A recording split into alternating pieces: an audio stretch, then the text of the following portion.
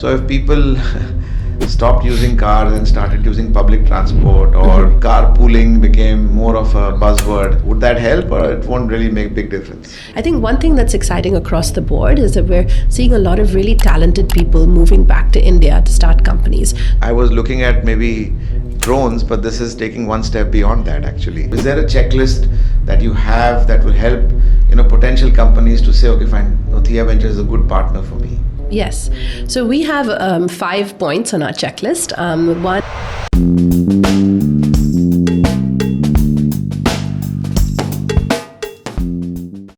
Welcome to the first episode of Exceed the Brief. This is where we dive into people, ideas, and actions shaping not just India's future, but the future of this planet. Hi everyone, I'm your host, Dr. Sanjay Arora. Today we are having a conversation between two people from two different industries. I'm from the healthcare background, and my guest today is into climate investing. And we're asking the same question. Can we really leave a better, more livable planet for the next generation and still create meaningful returns while doing that? Today's podcast aims to bridge capital and conscience, climate and community, health and environment, and show how profit and purpose can actually coexist. When we talk of India's industrial legacy, there are a few names that actually have stood the test of time. One of them is the Mukand industry, led by the Shah family for over 4 generations. My guest today, Priya, welcome to the show. Thank you very much, Dr. Sanjay, for having me. So Priya's great-grandfather was the founding team of Mukand Steel way back in the 1920s, where they teamed up with the Bajaj family to build a lasting impression across the steel industry, across the Gandhian principles, politics. Her grandfather was the governor of West Bengal, so a great legacy that you come from. But you chose to redefine legacy, right? And you sort of stepped out of this, can we call it intimidating, the legacy that you come from? Yes, absolutely. And, first of all, thank you very much for having me. It's such a privilege to be here. To answer your first question, I think growing up in a business family, where we discussed business matters on the dinner table, and it was very much a part of my childhood and, adolescence, I think I was very keen that I wanted to define my own path. I had the fortune and the privilege to be able to study abroad, both for high school and for university. And, there I got sort of quite excited about how to merge different skill sets, different exposure levels that I was able to have, both in Europe and the US, and think about ways to kind of blend that understanding of, in my case, finance, which my first job was in finance, and then blending that with the investing world and figuring out how to make a lasting impact in an emerging market like India, and then bringing those features together and coming back to India. So for me, it was always about coming back to India. I've always wanted to have a link with the country that I'm from, but not necessarily with the family business. I wanted to sort of define another identity for myself. And I know that you did schooling in the UK, and then you went to Brown, and you studied in two sides of the Atlantic. I mean, just looking back, had you not gone and studied there, would you still have had the same exposure, or studying in the UK and the US actually gave you this perspective of climate and environment a little bit better? Yes, absolutely. I mean, I think studying in both those locations, gave me an understanding of what environmental conservation looks like, also in terms of how private sector can be involved in the climate space. So the interesting part about my first job actually was at Bloomberg. I was working in the data science team, and I was actually part of the first ESG working group in Bloomberg that was looking at defining metrics for large, buy-side clients to be able to measure key ESG metrics.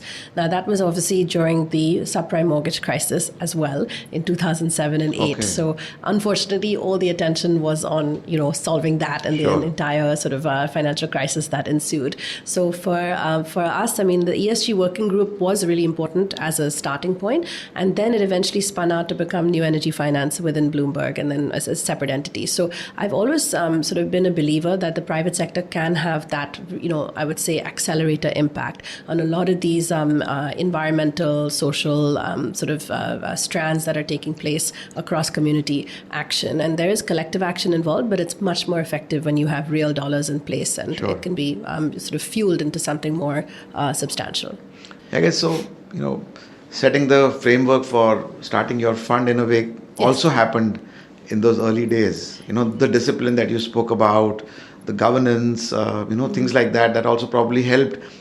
And was ESG the only, or part of the ESG group at Bloomberg, the only reason for you to get into climate, or were there other influences? Like I see, Asia House, Simpa Network, the Indian arm of the Yunus social business. So were those influences also pivotal in your, thinking of that Theia Ventures should be into climate?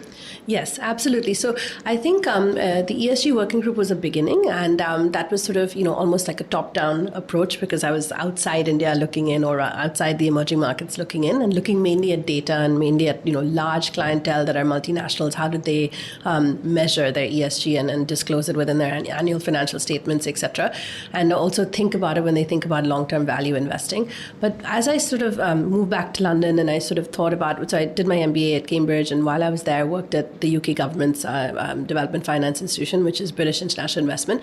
And there I was staffed on a few projects for Africa, actually, not for India. So I was looking at growth equity deals there, and looking at sub-Saharan Africa specifically. And I was really interested in basically how emerging markets move. So how basically economies, and I also studied economics in my undergraduate degree. So how different countries are wealthier than others. What are the different reasons for that?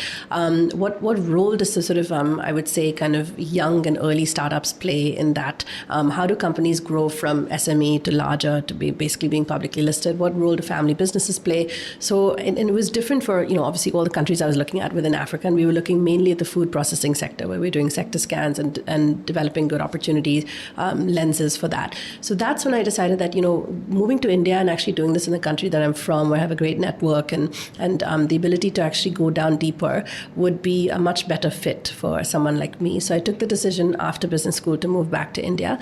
But while I was back, I really wanted to focus on essentially getting into the early stage investing ecosystem to build that sort of comfort and the understanding, because early stage investing is obviously very different from late stage. You don't have enough data. You're basically relying on, the market opportunity plus the founder understanding of that space.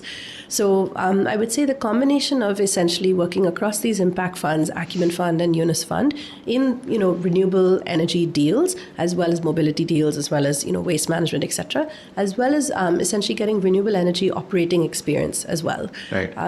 The renewable energy operating experience that I had at Simpa Networks, which is essentially a distributed solar company, was very, I would say, instrumental in understanding how an early stage company raises capital for a sector that is, fairly new. It's highly regulated, so there's a lot of sort of challenges to bear there when you're thinking about policy changes, and you're thinking also about how to raise capital. So I was on working directly with the CFO on essentially the debt raise from Asian Development Bank, but also from Khosla Impact, the equity raise, etc., and how to program that. So I think for me, the entire confluence of the early stage investing piece, being back in India, and then thinking about starting my own fund, merging that together with renewables was really one of the starting points for thinking about Theia Ventures, which is the fund I run now.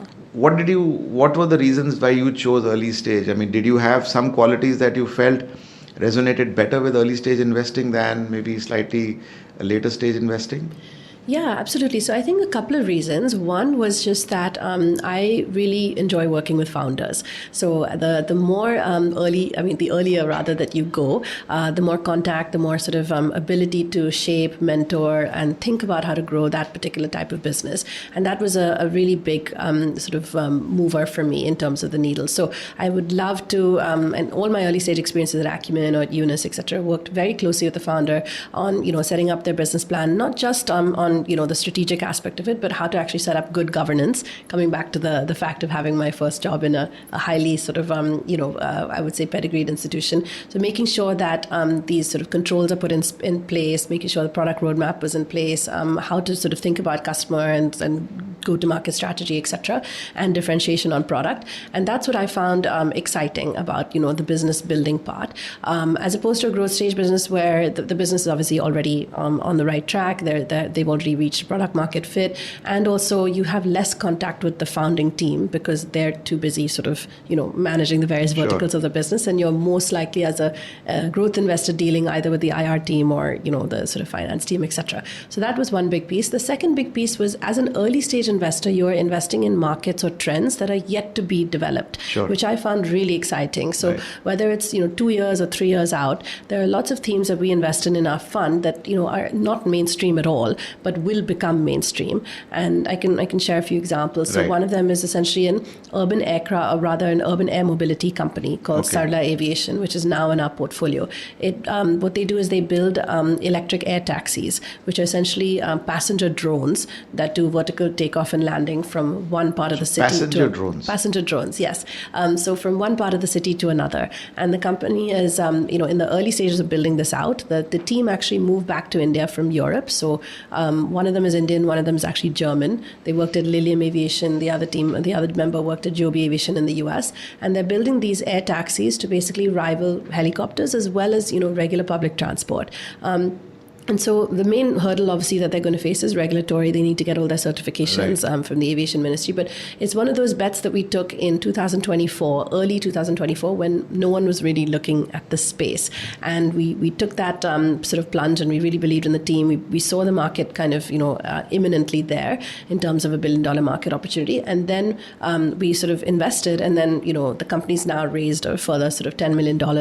They've got Axel, and they've got various other folks like Nikhil Kamath and others on the cap table, and it's a very large, outcome for us, which is quite exciting. So for us, I think those kinds of examples of being able to do a sector scan, talk to industry experts, see what's actually out there before it actually becomes mainstream, and then put our being able to have a. But has there been a proof of concept of something like this anywhere else outside India? Yes, there is one called eHang in China, which is basically the similar passenger drones. And there's also a few examples in the United Arab Emirates and in Europe and the US. In the US, there are two big companies. One is called Archer Aviation, and the other one is called Joby Aviation. And similar, air taxis. Yes, basically 5-person taxis with a pilot as well, essentially flying within, it's intracity, so it's essentially from airport to home or airport to office, etc. Wow. Yeah. I was looking at maybe drones, but this is taking one step beyond that, actually. Yes, absolutely. So this is just one example of a sector. There are a few others that we're also tracking within our portfolio. Yeah, we'll spend time on that, but I just wanted to maybe, demystify this area of ESG, and you get these words, ESG, carbon footprint, decarbonization. So maybe you want to just for the listeners, just try and, explain to them what are these terms and how do they really, how does it make a difference to every one of us? What does ESG mean? Because there's a big, regulatory requirement that will come up with ESG. Then, the carbon footprint, and everybody thinks these are all big words that governments should look at, but individuals don't get affected. But on the contrary, everybody contributes to a carbon footprint and decarbonization. So maybe in simple terms, if you could just demystify these words for all of us. Sure, absolutely. So I think that a lot of these words have been sort of, in a sense, pushed together with perhaps little, I would say, explanation regard for the contextual, meaning of them. I think, the word that's most relevant for us is really decarbonization. When we're thinking about investing in technologies that essentially disrupt your current synthetic and fossil fuel, status quo with a low carbon alternative. That's what we are looking at, the technologies that are building for that. And I think ESG was a term that's used, particularly when I started my career, more in the financial space, to help larger institutions and asset owners, etc., think about basically long-term investing and how they're going to basically categorize ESG risk, etc., and how they're going to bring it in. Now, the unfortunate thing about ESG is it's gotten caught up in greenwashing and basically large corporations, nothing to do with startups, but essentially large corporations looking at essentially, I would say, misusing or misappropriating the data that they are collecting in their individual organizations to actually qualify to be green when they're actually not, when you do a further audit. So the objective, I think, for that has now kind of evolved over the last decade or so is really less on ESG and more on kind of, I would say, corporations now looking to actually move fully towards net zero. And when we say net zero, it's basically kind of reducing your carbon in the supply chain, reducing the carbon for your customers, reducing it in your manufacturing if you're a large manufacturing company. So what would carbon be to common people? Just what, sure. So they'll carbon equals to? Yes, so carbon equals to in a large manufacturer. So there's certain industries globally that we call hard to abate industries, which are essentially when they've been so fueled with carbon that we have to find very drastic ways to basically reduce it. So one is coal, and coal obviously goes into the blast furnace process to manufacture steel. So iron, steel, and that is something I know a lot about because coming from the steel family background. Correct. So coal is mined. It's obviously there's a mining cost, etc. And then you have the coal that is essentially carbon, compressed carbon that goes into the blast furnace. While it's being heated up, etc., you have carbon emissions being released, and then essentially the steel is developed. So an iron ore is obviously the initial material. So what essentially that is steel. Then you also have kind of cement. You have glass manufacturing. You have various other sort of FMCG. You have transport. So there's lots of different industries where we are either using an element of coal or carbon from the ground and those mined resources, or we are using oil, which is essentially petroleum.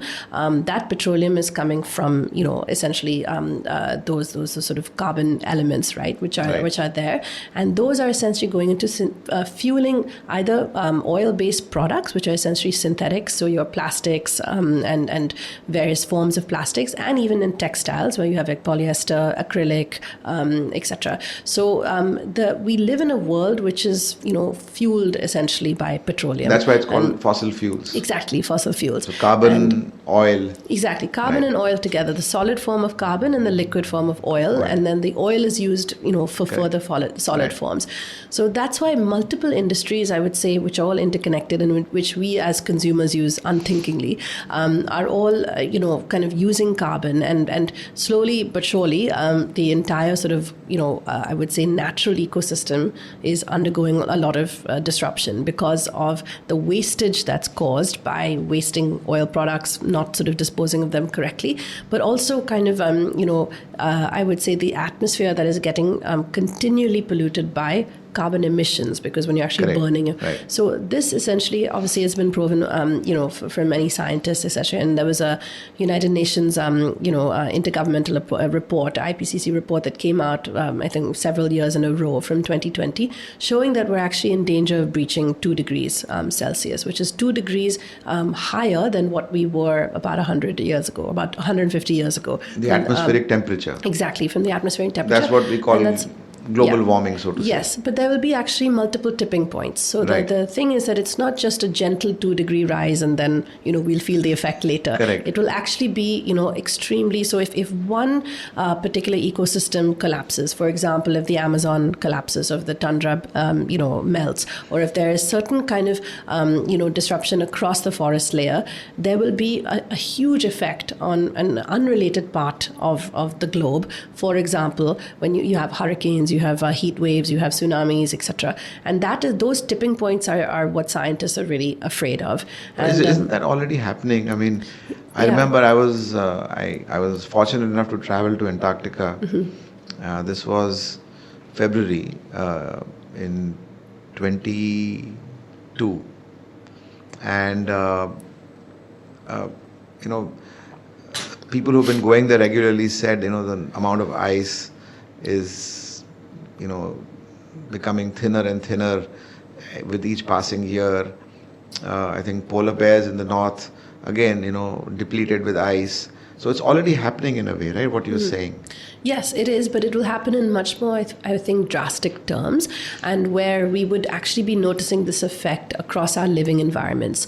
So tell me a couple of stories that have really inspired you, motivated you, and excited you that yes, I'm doing the right thing and working with the right kind of founders. Yeah, absolutely. So I One think you mentioned about the air taxi, but maybe are there any other stories that you think are really up there and you want to talk about those? Sure. So there's a few actually. So one of our companies that we funded back in 2021, so it's been almost 4 years, is a company speaking about agriculture actually. They take sort of agricultural waste from, sort of hemp, pineapple, banana, linseed, flaxseed, and they convert it to textiles. So they're trying to essentially replace your synthetic textiles like acrylic, nylon, and polyester. Okay. And they're also trying to replace cotton as well, because cotton is highly wasteful, when it comes to the amount of water that's used in cultivating cotton. So it was a lot of fun actually working with this entrepreneur, because he comes from a family business, in fact, where he's a second generation entrepreneur, and his family is in the textile dyeing business, which is a highly chemical and carbon inducing business. And then he sort of decided that and he actually went abroad to Boston to study, and then he came back to India and he decided, I want to start a business in the sustainable textiles space. So it was really exciting working with him. He's from Gujarat, from Surat, which is a textile hub. Working with him, and we were the first Czech to come into the company. We also brought in a co-investor as well, and work with him on, what his sort of customer plan looks like. In fact, he had a few customers, he had a factory, building his first few team members and thinking through. And it's been a really great partnership over the kind of opportunities that we've been able to give to him, from, investor introductions, but also kind of, speaking opportunities. He was on Shark Tank. He had, a lot of visibility. So I think that's been a wonderful chance to be a part of that What's the name journey. of his startup? It's called Canvelope Fiber. Okay. Yeah. So basically, and they work with, large firms, large garment manufacturers, and large international brands like Target and Levi's and H&M, etc. Nice. So it's grown quite a bit, from basically a 1 crore company in 2021 to now it's almost like a 20 crore top line. And we're really excited about the progress that this company is developing. Any other stories that you want to share? Yeah, absolutely. So I think, we are in the process of closing a couple of deals, which is quite exciting. So I would be able to share just the background of the business model, but I think there's a company in the biochar space, which is essentially biofuels. We were speaking about steel earlier, and they're looking to essentially convert that biofuels into a replacement for coal in the blast furnace process for steel. Really great founders from Stanford, MBAs. And I think one thing that's exciting across the board is that we're seeing a lot of really talented people moving back to India to start companies. So another example is one of our biopolymer companies that we invested in 2023. It's called Altem Bio. And the founders are actually ex-Tesla, Tesla executives and Suzuki executives, Indian born, went over there, went to Berkeley, went to MIT, etc. Got great experience running factories there in Tesla, and then moving back to India and actually building a biopolymer company. They were able to attract, because of their pedigree, a PhD from Hindustan Petroleum Chemical Labs to join them as an R&D expert, who'd been, doing this for 10 years. And then essentially the kind of factory that they have built in Bangalore is just something I've never seen in India before. Because it's, first of all, it looks like something out of Tesla. It's clean, it's white, it's got this, all the equipment is fantastic and running really well. And I think the SOPs and the focus that they've had on actually developing something that's global standard has been really, really, I would say, incredible to see. So what would be the applications of something like that? So what they're doing is, again, using agricultural waste. That's a common theme, actually, a lot of the companies we look at, but using kind of rice and bagasse, etc., to basically develop liquid biopolymers and specialty chemicals. So essentially using a technology process to convert those into liquids, and where you normally have, like your face creams, you have cosmetics, you have also detergents, you use, sprays at home to basically clean windows and things like that. Every single one of those liquids have hydrocarbons. And a lot of companies, FMCG companies and cosmetic companies, are looking to eliminate hydrocarbons from their ingredient base. So this would be a replacement of that. And that's what they are essentially huge using. application in Yeah, that sense. it's a massive, $400 billion market just in cosmetics and FMCG. Right. I think the two names or the two sort of areas that people get intrigued with, one is EV and second is solar. Yes. Maybe you want to just throw some thoughts on these two segments. Yeah, absolutely. So we have investments in both those areas. On the EV space, we have an investment in a company called Exponent Energy, which is in the fast charging infrastructure. So for us, the EV space is really split into the OEMs, who are the guys who are actually building the bikes or the trucks, etc., the three-wheelers or two-wheelers. Then you have the charging infrastructure. So whether it's charging or swapping, it depends on the application and the size of the vehicle. And then you also have financing and other allied sectors. And then you have ride sharing, etc. So for us, we see a lot of opportunity in charging and the entire network and infrastructure play. So we've made a bet in a company, which I mentioned, Exponent Energy, back in 2022. It's a fantastic company. These are ex-Ather Energy engineers from IIT Madras who kind of started this new company. And now they've actually grown it into a huge sort of venture. So they have sort of follow-on capital from Lightspeed and 8 Roads, etc. And they have over 100 charging stations. And they have a 3-part solution where they do a deep tech battery, which charges within 15 minutes, plus a charging solution, plus, the entire network that they built with, fleet operators and financiers, etc., and OEMs. So we are really excited about that opportunity. The thing about EV, though, just to sort of broadly state our thesis, is that unfortunately only 8% of carbon emissions are really abated using clean mobility. Okay. So what happens to the other 90,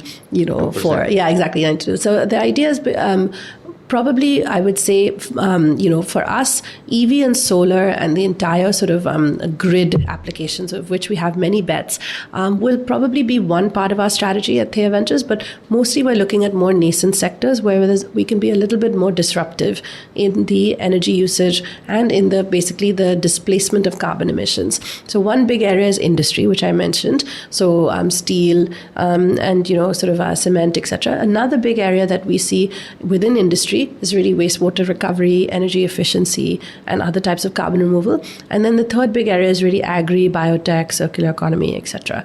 But coming back to your earlier question on solar, so we have a couple of bets. We have a company in the smart grid space called Probus. We have a company in the demand response energy management. We have another one in virtual energy storage. And then we're looking at a few others, actively in this space as well. We're actually looking at a really interesting solar marketplace company, which is connecting renewable energy developers with commercial and industrial, sort of warehouses and clients, and helping them with installation of solar panels and price discovery. So the whole solar story in India has been a really, I would say, phenomenal one. 2 decades, it's always been super expensive to use solar, etc. Now, because of the subsidy, it's 4 rupees per kilowatt hour to use solar, compared with 8 rupees per kilowatt hours to use coal. So I think most industrial customers and even most most residential customers are using solar as their go-to energy source. And even people with holiday homes and others, and they're creating so much excess solar that they don't know what to do with it. They might want to sell that back to the grid, etc. Right. So I think it's a really exciting place to be, and I think we're going to see that with many other sectors that are growing in India. That is just going to become the norm. But just going back to your question on EV, you said it takes care only of 8% of the emission. Maybe you want to just elaborate a little bit more on that? Yeah, so absolutely. So, as we have, we live in a country where we have, many cars, many bikes, etc.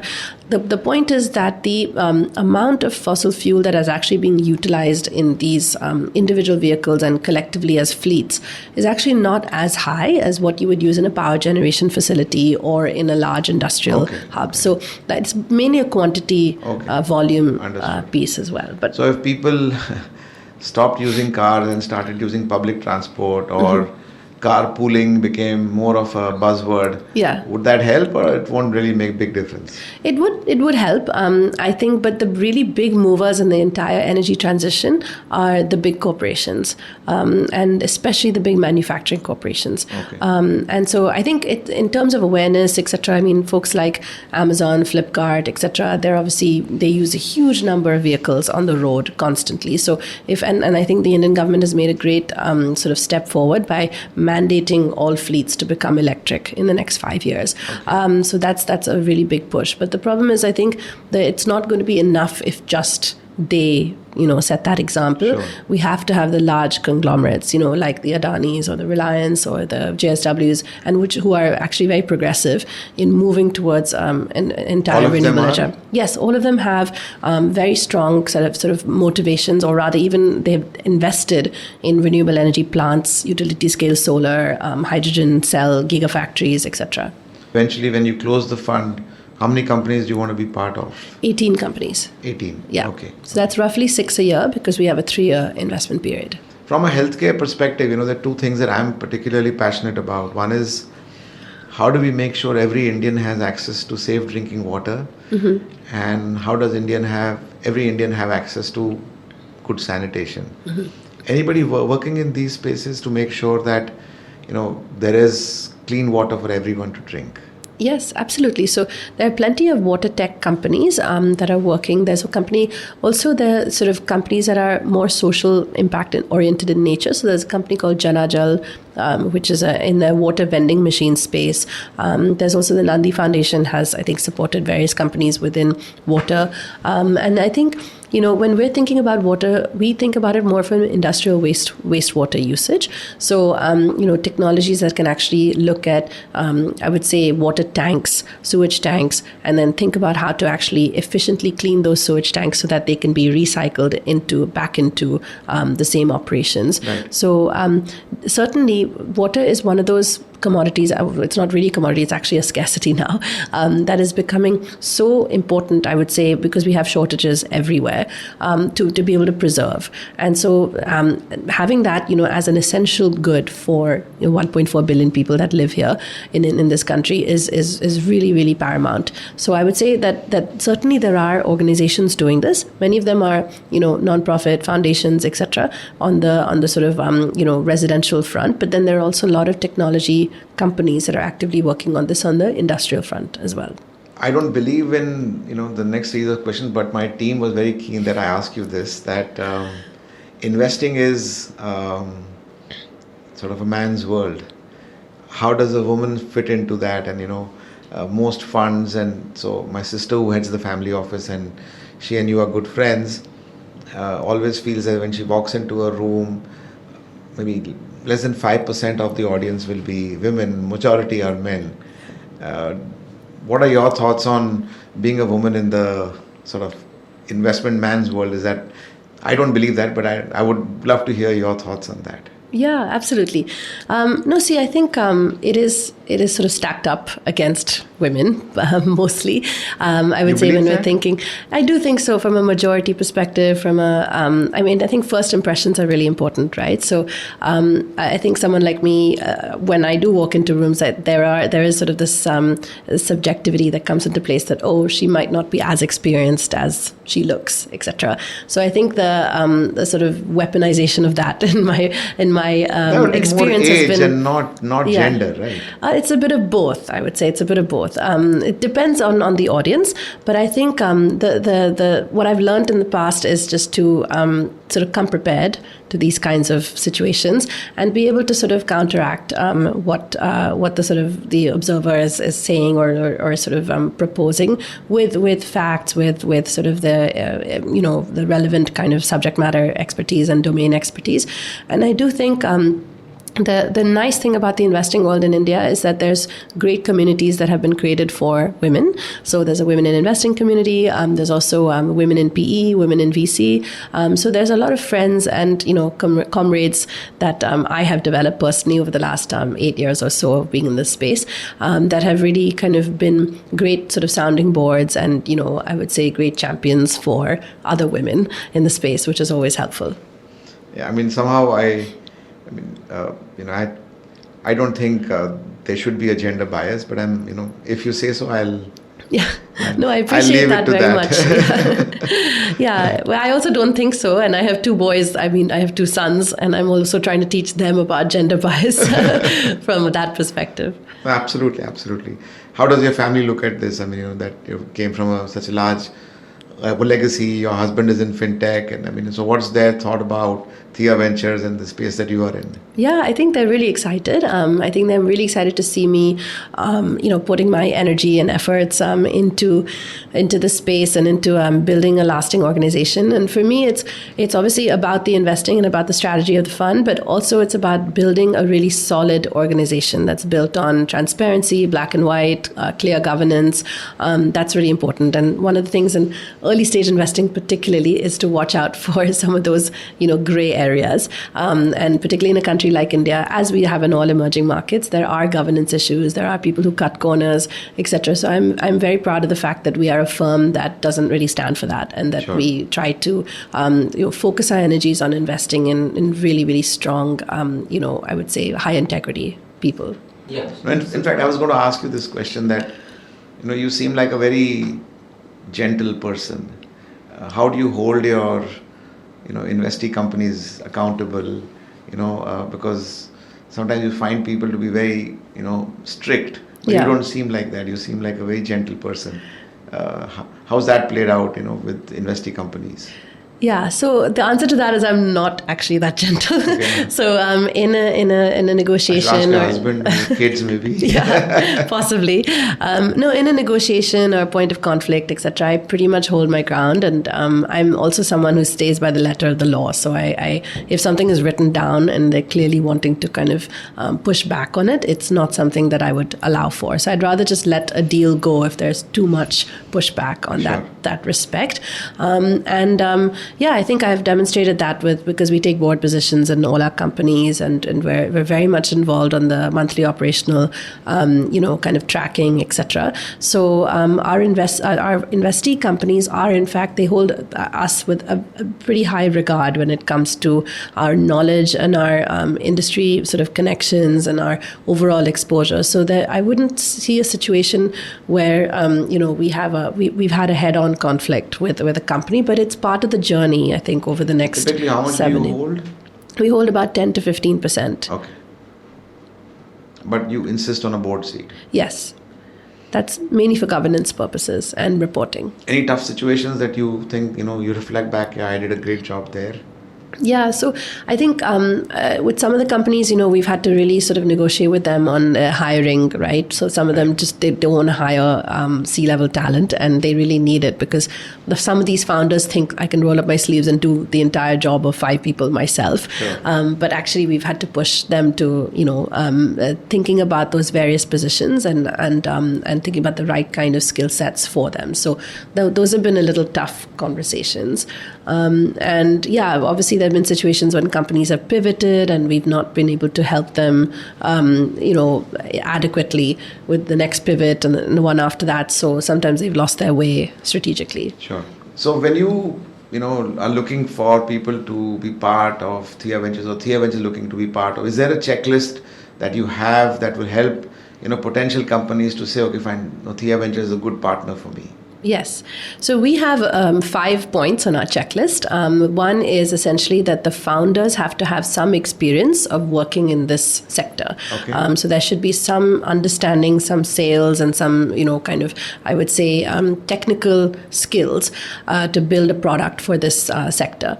The founders also linked to that. The founders have to have, 2-3 founders that have complementary skills and complementary backgrounds, not just only technical skills, but technical skills and business skills. Sure. That's number one. The second is on the market opportunity. It has to be $1 billion market opportunity for us to really get excited about the company. Sure. The third is the IP, so intellectual property. The company has to be building a product that is highly differentiated, either on the software side or the hardware side. And the fourth is it has to be based in India, so domiciled in India because we only invest in India. And the fifth is it has to be a B2B model, so business to business. We do not look at consumer opportunities. Okay. Now that makes it pretty specific and easy for people to know how to approach you then. Yes. Exactly. Great. Thank you. Typically, how long does it take for you to say a no or a yes? So it basically depends on the excitement of the team or on that particular market sector and the founder. We've taken companies to our investment committee in less than 3 weeks. So those ones are the ones that we have extremely high conviction. Then we have taken, in some cases, 2 months, 2.5 months to actually come to terms, understand the space a little bit better, talk to experts, do a bit of benchmarking, etc., and then go to an investment committee. But if we're really highly convinced, it can be very quick. The thing that actually holds us up, to be honest, is all the things that are linked to early stage investing, which is basically our founder reference checks and what they've done in the past. And what we often find is that there are so many instances where people are very excited about starting companies that sometimes they've started multiple companies, but they haven't disassociated themselves from the previous companies. And so there's a lot of kind of, as a first check investor, a lot of cleanup / mentoring that we have to do to help them come into the new company with a clean slate, with a clean break, as it were. And that often sometimes, it may or may not work out. And sometimes our companies we lose deals because of that purpose, because the governance in those processes hasn't been strong enough. But in your experience, if you've not said yes within a month, yeah, and you've sort of waited for 2 or 3 months, how often do those, because I know instinctively you would know pretty much early that, do I want to back this or not? Yes. And those would probably finish within a month. Yes. But the ones which you sort of take a longer time, how often do they actually convert to a yes? Yeah, not that often. Sometimes they do if the company themselves has been also doing some market making and looking at other sort of building their own product, especially, and then they know that yes, Theia Ventures is there and looking at us. But a lot of the times, if we are debating too much, that's probably not a good sign. Right. And what we do as an early stage investor is we actually keep these relationships with founders for more than a year sometimes. So we make friends rather with these companies or with founders before they've even incorporated the company. Sure. And we're sort of tracking them, checking in with them, having drinks with them, sort of keeping in touch. And then after that, we decide, okay, now it's at a very good time. Now we can go ahead. And so the trust builds up Sure. with these companies. And a lot of the times what we do, even before we invest, is when we make valuable introductions to, customers or to suppliers or to talent, etc., before we even go ahead with our IC, so that they know that we're quite helpful. Sure. And, to end this, if you were to give a message to the audience in a simple terms, that what's the individual responsibility in climate control, in decarbonization, in reducing the carbon footprint? What can every individual out there do, and not just rely on governments or larger organizations to look at it, but as an individual, what is it, the few things that all of us can do? Yeah, absolutely. So in your daily life, I think, we talked about transport, right? Trying to take public transport or trying to put your children on the school bus, always, definitely very helpful. I think even thinking about usage of water in your home, so using, less water, not flushing as much, for figuring out ways in which to reduce the actually consumption on that respect. And also the biggest is, in the home environment, being able to sort of segregate your waste in a responsible manner.